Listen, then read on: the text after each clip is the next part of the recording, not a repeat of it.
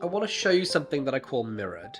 It's very easy to follow. There are two rules. Rule number one is that the ace of clubs is on top of the deck. Rule number two is that the ace of spades is on the bottom of the deck. So clubs on top, spades on bottom. Very simple to remember. This is called mirrored because whatever happens to the top card happens to the bottom card. Watch, if I wave the top card, the ace of clubs, you'll see it becomes a red queen of hearts. And whatever happens on top, you remember, also happens on the bottom because the deck is mirrored.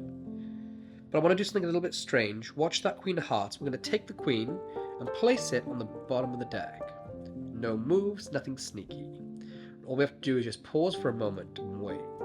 And as we cast a shadow, that queen of hearts on the bottom of the deck now turns back into that ace of clubs. But like I said, this trick is called mirrored. If we wait just 2 more seconds, you'll remember the first 2 rules. The first rule is that the ace of clubs is on the top of the deck. And I mean that. This really is the top of the deck. Because if this is the top of the deck like this, if we spread all the way through, you'll see that the card on the bottom is back to the ace of spades. Yo, welcome back to another My voice is gone. Okay, I sound like Scooby-Doo. My voice is completely gone. Welcome back to another Tutorial Tuesday. My name is Lloyd. In today's video, I'm going to teach you a pretty basic to perform card trick. But what's pretty cool about it is that the audience think it's going this direction of like color changing from aces to queens, and then suddenly you snap and they're questioning everything about their whole reality. And what's nice about it is that you can frame it like a going back in time thing, or like a glitch in the matrix, or you can even pretend they're going into the upside down. Either way you want to do it, it's a pretty cool way to leave your audiences really having this like scratching their head moment of magic where they have no idea what just happened. Anyway, I post these tutorials completely for free here on YouTube every single week, and all I ask for in return is one simple gesture of kindness, and that is to consider hitting that subscribe button. That just lets me know that you're out there, you're waiting, and you're wanting to learn more magic from myself, and it helps me push through on the days that I'm sick like this and create content for all of you out there. And for those of you that are out there that literally cannot get enough of my tutorials, then I do have a Patreon where you can go over there and learn incredible pieces of magic that are a little bit too good to share publicly, that will only be shared in the Patreon. Tricks that look just like this. I'm going to try and show you a piece of magic under test conditions. You have a regular deck of cards. Any cards selected can be signed on the face and the back. And the cards are placed away into the box. I'm going to leave this 10 about just over halfway, make sure all the deck's square, and watch as it begins to visually rise up through every single card in the deck with no cover. The deck's a completely real deck, the box is completely normal. That was amazing, better than the trick. The Patreon is just my A-list material, the stuff that I'll literally never share here on YouTube. So if you can't get enough of the free tutorials and you want to learn more, then please consider supporting me over on patreon.com/LloydB. But now, let's go and learn mirrored. So this is the setup that you need. All you need is one duplicate card. In this case, I'm going to use a duplicate ace of spades. Alright? So this is how I set it up. I turn my deck face up, alright? And now, I'll do this. So I'll count upwards from where I am. I have an ace of spades, face up, on the face of the facing upwards deck. A random cover card face down. Then I'll take a queen of hearts and turn that face down on top. An ace of clubs, turn that face down on top, so it's the very top card. And then I'll take an ace of spades and place it on the new bottom of the deck. I'll follow that with a queen of diamonds. Alright? So, with a face-up deck, I have a very first card being an ace of clubs face down. The second card being a queen of hearts face down. The third card is an X card, a random card, also face down. And then an ace of spades face up. On the new bottom of the deck, I have a queen of diamonds on the very, very bottom, and then a ace of spades beneath that, second from bottom, and then you can see then the rest are all the opposing direction. All right, so it looks like this for you all to see. And this is how I begin. I can start in two ways. I can either get a break underneath two cards so that I can come up and just casually spread the top of the deck, or I can get a break to begin at the very bottom card with my pinky, all right, underneath that queen of diamonds like this. Either way, whatever you choose to do, it's nice to have a convincer, but you don't need one. I'm going to start by coming up, describing the effect or whatever pattern you want to use. I say mirrored, just so they think it's going in one direction. I turn over the top card singularly, which is nice to always be able to cleanly show, and show that it's an ace of clubs. And the thing that's important here is that they see that this card is also, the card beneath it is face down. And if you want to, when you turn over this ace of clubs, you can spread over these two, just to sort of condition them to see that the deck really is, even though it's not, face down. Okay, so I can turn over this ace of clubs like that. All right. Now, once I point here, behind the scenes, I'm getting a pinky break beneath the very bottom card, that queen of diamonds.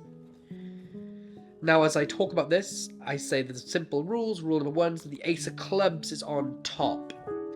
And now, with this card in a pinky break, I say rule number two, I'm going to get a thumb grip, okay, and from that break on the bottom card, and I'm going to slide it quickly into cop, like this. So I just, basically like a shotgun action, I come back, I place that queen into cop, and come forward briefly, as I then can show an ace of spades apparently on the bottom, which it kind of is right now. And what I do is then I'd just like to point with my left hand and say the ace of spades is on bottom, all while concealing that card, all right? If you don't like pointing, you can just drop your hand and be even more covered. So you can just come, show the ace of clubs is on top, and say the ace of spades is on bottom. And if you want to draw more attention away from your palm, if you feel guilty, you can sort of bring it up higher into their line of sight, just to sort of put their focus here. But now, as I come back down, I'm just going to carefully realign the queen back on top of the ace of spades, like this, making sure to not flash that front edge too much, okay? So just come up and try and just square it onto the bottom. Now, I'm going to get a break underneath two cards, so there's two cards here. And that's using a pinky break, so I get 1 and 2. Alternatively, if you don't want to do a pinky break, you can do one more twirl of that ace of clubs as you push over the top card and get a pinky break. Now I'm going to push two cards forward as one using my thumb and have it out jogged on top of the deck, making sure to square it with all my fingers at the edges of the cards.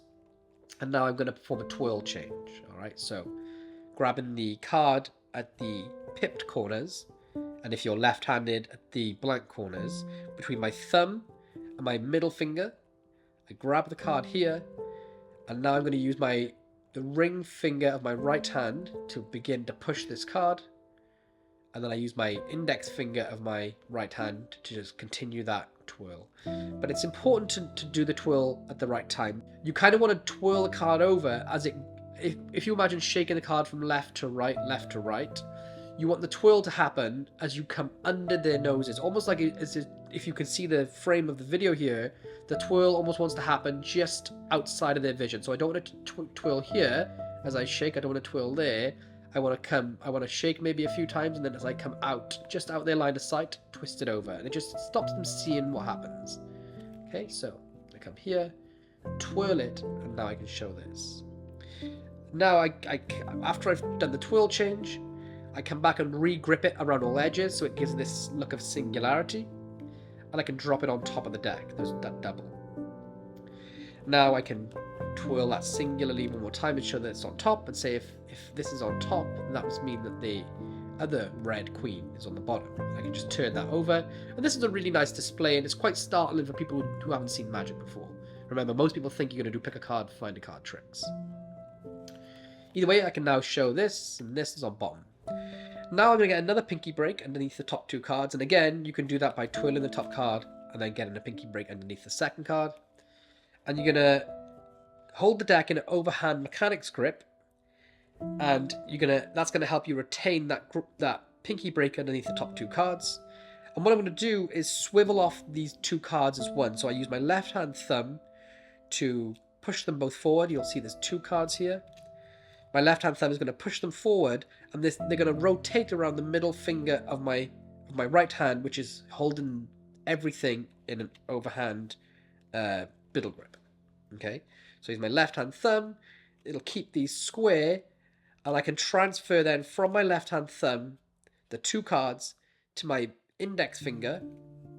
So I just pick up my left hand thumb, transfer to my index finger, and now I can grip the card from the three edges. So my thumb and middle finger are on the long sides of this double card. Okay, it's a double card with the ace of clubs there, and I can drop it into my hand.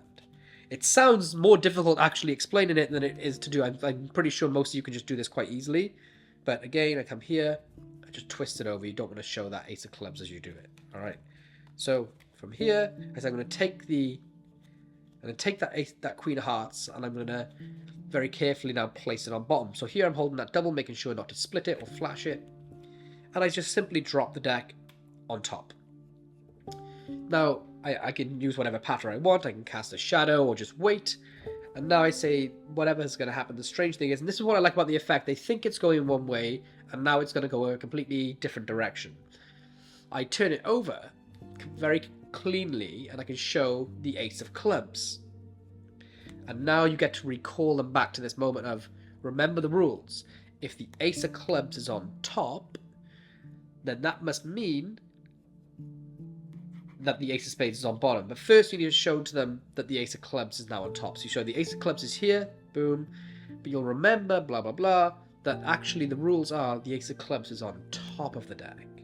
And now I like to just push over that top card, the ace of clubs, on its own, and sort of let it sink in. Hang on a minute, this is back on top. And you'll notice I have two face-up cards underneath this face-down queen of hearts. So what I'm going to do is a block push over. I can show the ace of clubs here. And you'll note that I've got a card face up there. I can show the ace of clubs. I now push past these four cards, or these this bank of like four cards with the two face-up cards I want to keep hidden. So I come here, I block push over as a chunk to hide them. And now I do like a messy spread where I say, look, the ace of clubs is really on top, every card's face down. And the reason I do this messy spread is because in a moment I'm going to push the bottom card in a cull fashion from the bottom somewhere into the center of the deck. But by having the cards messy like this, it gives you so much cover. You see I'm already doing it. If the cards were tightly together like this, then when I use my middle finger of my left hand to slide this out, you'll quite often see peeking either side, right? So I show the ace of clubs is on top, I block push over, I start to get messy with my spread, and that just literally is just moving some cards around to give you a big area to cover, and it's quite nice that they see all these backs down.